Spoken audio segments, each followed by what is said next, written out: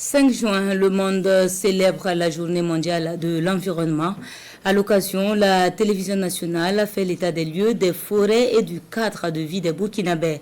Retenons que le Burkina perd en moyenne par an 83 000 hectares de forêt avec un environnement de vie assez dégradé au regard de l'insalubrité et de la pollution. Les détails dans ce constat signé Konsoun Koulibaly et Frédéric Nekema. En moyenne par an, la commune de Ouagadougou a elle seule produit environ 800 000 tonnes de déchets. Des déchets mal gérés qui constituent un danger pour l'environnement. L'un de ces dangers, c'est la dégradation des terres. Et selon les chiffres du ministère en charge de l'environnement, entre 2002 et 2013, plus de 2 500 000 hectares du pays ont perdu de leur productivité du fait de la dégradation.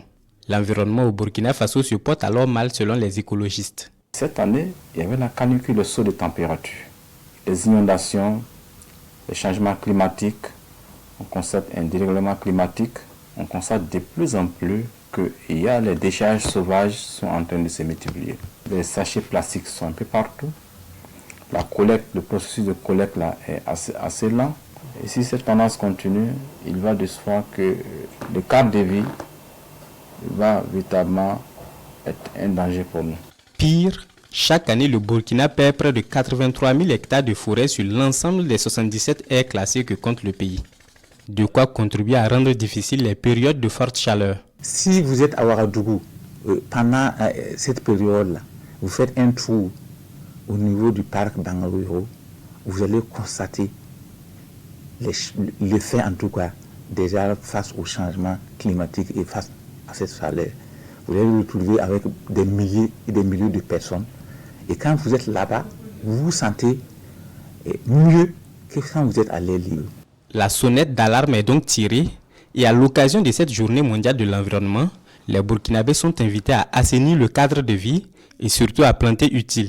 Autrement, il faut non seulement planter, mais aussi veiller à la protection et à la survie des plants. Si rien n'est fait, la chaleur qu'on a vue cette année, ce n'est qu'un début.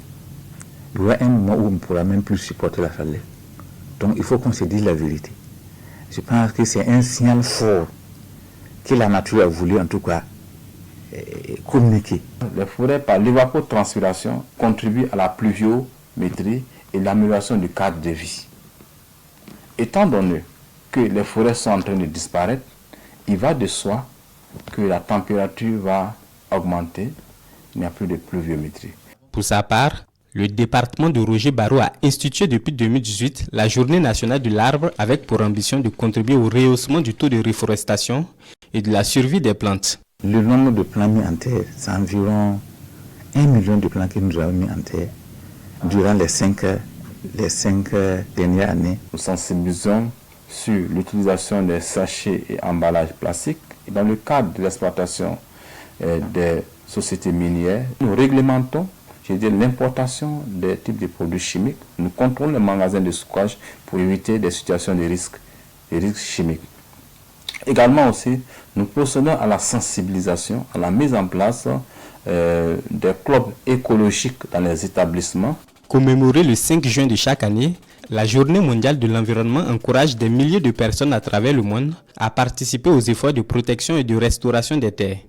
Au plan national, elle est célébrée sous le thème « Quelle synergie pour la restauration et la résilience à la sécheresse ?»